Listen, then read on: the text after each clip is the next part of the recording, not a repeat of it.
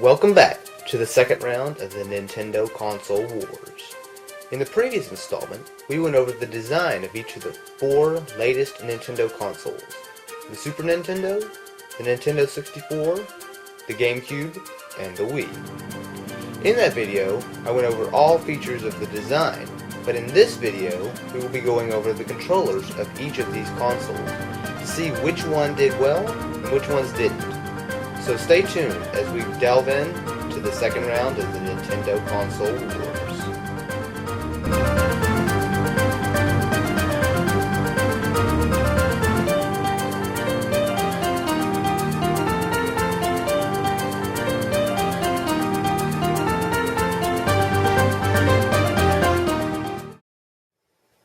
Okay, so let's begin with the controller for the Super Nintendo, which was pretty much the simplest controller Nintendo ever made by a long shot. So let's go ahead and take a look. As you see here, it's really quite small and thin, but a major problem was it was not very ergonomic. If you hold it, you're meant to hold it in your palms like that. You have your two L and R buttons up here, your D-pad, and you have your A, B, X, and Y. Would you like to start? Now, this was designed at a different time. Back when the early '90s, really, when the Super Nintendo was came out and everything. People weren't playing Halo or anything like that. Basically, it was a lot of like Mario side scrollers, and for that, it's really quite fine. You just use this. You occasionally might do that. It's not like there's a lot of intricate controls or anything like that. You, of course, would be needed for today's games. So, if you look just like that, this controller did a really good job. A lot of people kind of dogged on it because it looked like a dog bone, is what I called it. But, it was a really simple controller. It was very smooth. It was very, pretty user-friendly, as long as, you lock your hands in there like that. And for the games, it was actually a really solid controller. So, yeah, guys, Super Nintendo controller was really solid. Not amazing, but it was pretty good.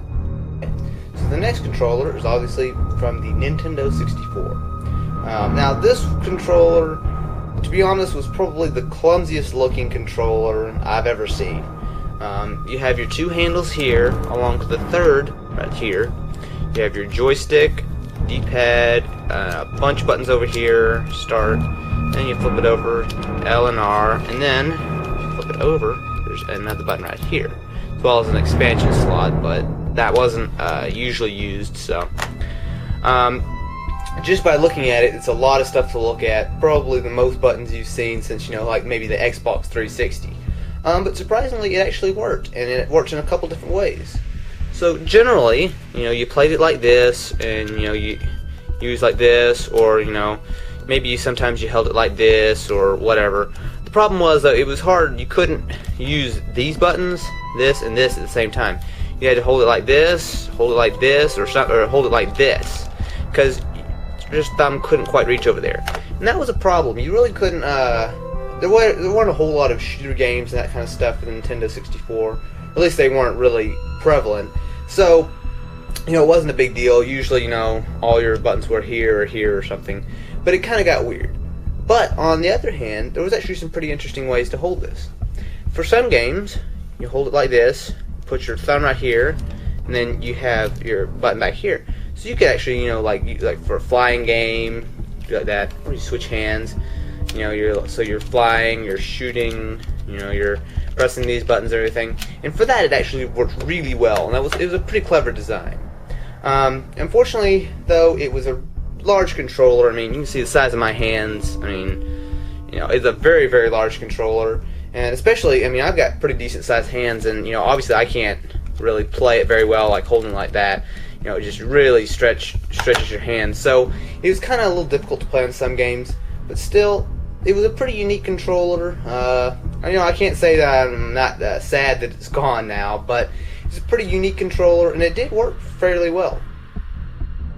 So the third controller is obviously going to be from the Nintendo GameCube.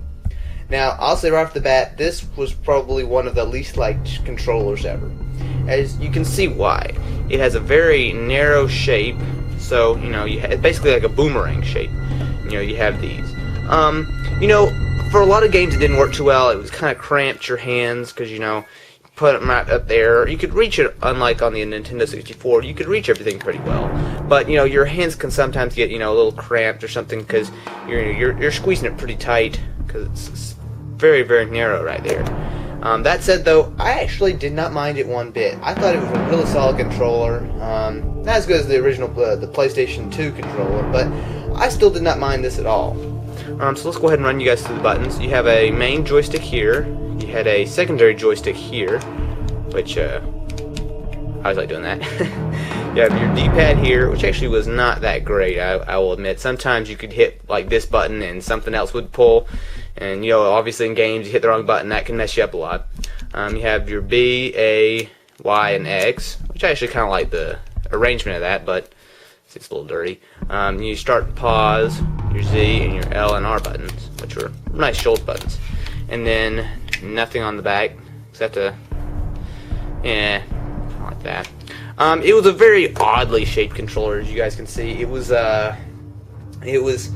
kind of weird. Definitely, like when it first came out and they were showing it off, people were like, "What? That's terrible!" And a lot of people still think that. But I've played it for a long time. I've played it for 3 or 4 years, and I never really had any problems with it. I mean, I don't know if it was just me or not, but I thought it was a really solid controller. I mean, shoulder buttons were great. You could really use it well. None of the buttons really stuck, except the D-pad sometimes.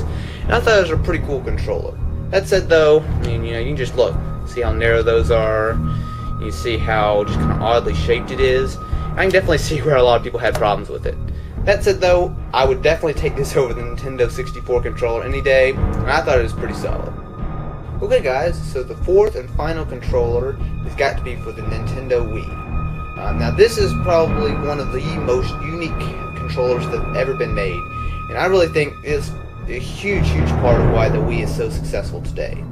And it, of course, is the Wii Remote, or the Wiimote, as a lot of people call it. So, if we just unplug this right here, the nunchuck, this is the Wiimote itself. And as you see here, it's totally wireless, and with motion controls. And I'm sure everybody knows, the motion controls, the bowling, and everything like that. And, that's a huge part of the Wii's appeal.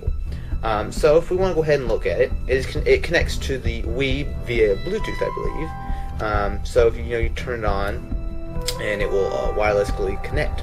So it has a lot of special features. You have a pad up here, you have a button, well, plus and minus, it works for different things. It also had a speaker, so some games, you click something on screen and you will hear it from the Wiimote, which was pretty cool, I gotta say.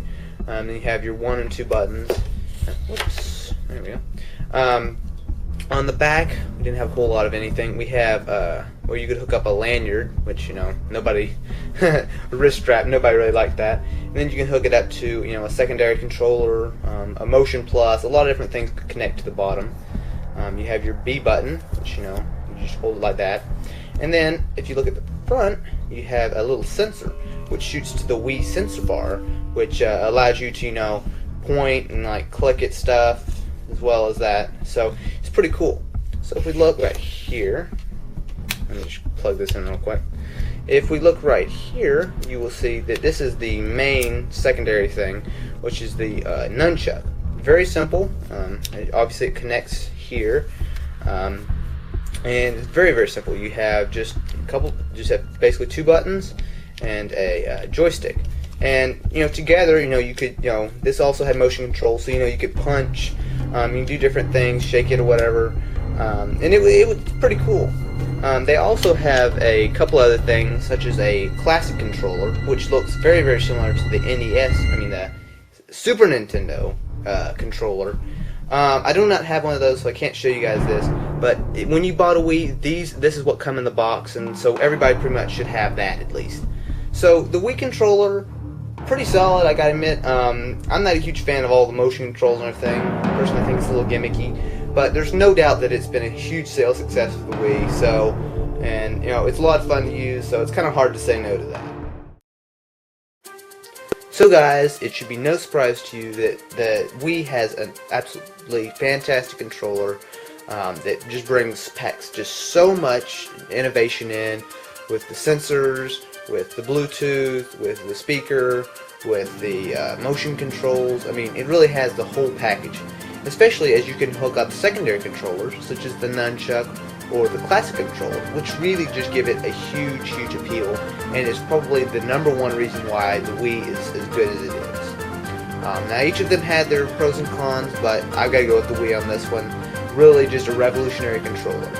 Anyway guys, be sure to subscribe to the channel, as I will be continuing the Nintendo Console Wars with Part 3 coming soon. Anyway guys, thanks for watching.